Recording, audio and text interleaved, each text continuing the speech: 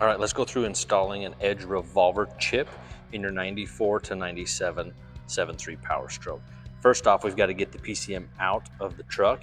It's located right behind this inner fender. All right, step one of any chip install will be disconnecting power from both of our batteries. So we're going to disconnect our ground cables on both so we don't have any kind of a weird voltage spike or have any issues when we're disconnecting that PCM and removing it from the truck. All right, batteries are disconnected. Now we need to disconnect the PCM.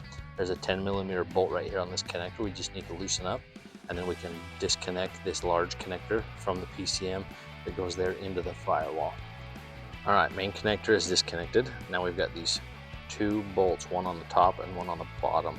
They're also 10mm that we need to disconnect so we can get that bracket out. All right, next we've got to get access to that PCM through this inner fender liner. So we've got to remove these screws that are holding it in place.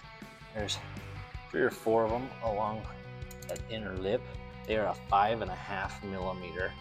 We'll just use our ratchet to get those pulled out real quick. All right, don't forget the 5.5mm that's here on the bottom.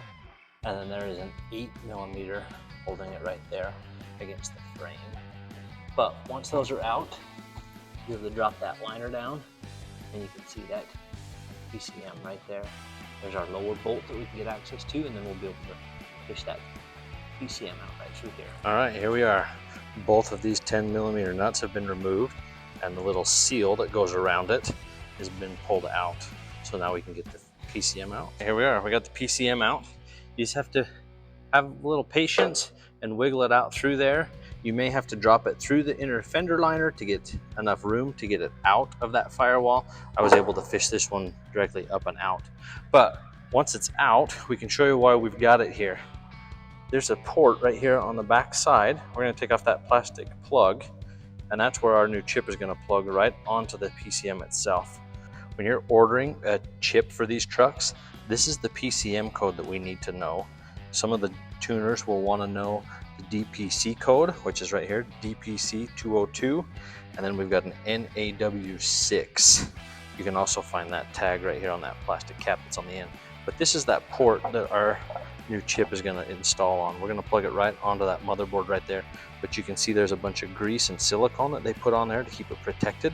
We've got to clean all of that off of it so that our chip can make a direct connection. In order to get access to this, to get it clean, we're going to remove these 6 screws that hold the PCM covers together. Those are 5.5mm as well. All right, outside of the case is off, and we're going to clean up this right here so that our chip can plug on just like this. But we need to make sure we get good contact.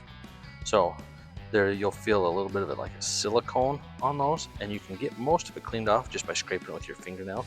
But the chip should include some emery cloth that allows you to kind of rough up those ports a little bit. You don't need to do a lot. We want to make sure that it's cleaned up so we can get that good contact. We're just going to scrape that stuff off with our nail, get as much of it as we can, and then we'll go with the emery cloth after. Make sure you flip this over and do both sides. You got to get both sides clean. Might be kind of hard to tell with the camera, but we've used our emery Scotch-Brite pad and been able to kind of scuff that up a little bit, and then we can just plug this chip right onto that board. We're going to actually do that in the truck once this is reinstalled and show you how to route the switch through the e-brake location. All right, we've got the PCM back in the truck now after we've cleaned off that port. This needs to go in a specific way. Make sure that the sticker with that code on it is facing the fender. Pay attention so that you get that in the right place so this connector can connect on. Once we get this connector back onto the PCM, we'll go into the cab and install the chip. All right, now we've moved into the cab so we can actually install the chip into the PCM. To get access, we just need to remove this emergency brake. There are 3 13mm bolts that hold it on. You can see one right here, right there, one down here in the bottom, and then there's another one right up here on top, right there. So we take off those 3 13mm nuts, and then this entire e-brake assembly will slip out of the way, and we'll get access to the PCM right through there. Okay, so the e-brake assembly has been pulled off of its studs, and now we've got easy access right to that port we just cleaned. We're going to install the chip right onto that port, and then you can run the cable through and mount that switch here in the cab, wherever you prefer. This is not my preferred location, but there's a hole already in this lower dash panel. So we'll just put that switch right there, and then that will allow us to change power levels on the fly while we're driving. Sure. So we've got our cable plugged onto it, the chip onto the PCM. At this point, a lot of install guys will recommend putting some tape over that chip to make sure it stays in place. Big piece of duct tape wrapped across it. You don't necessarily have to do that. Some guys will recommend it, but we're going to route this cable, mount that switch.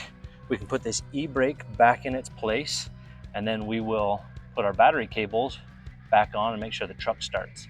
If you have a situation where the truck won't start, it's possible that you didn't get those contacts clean enough and need to take the PCM back out and make sure those are clean and there's no silicone left on it.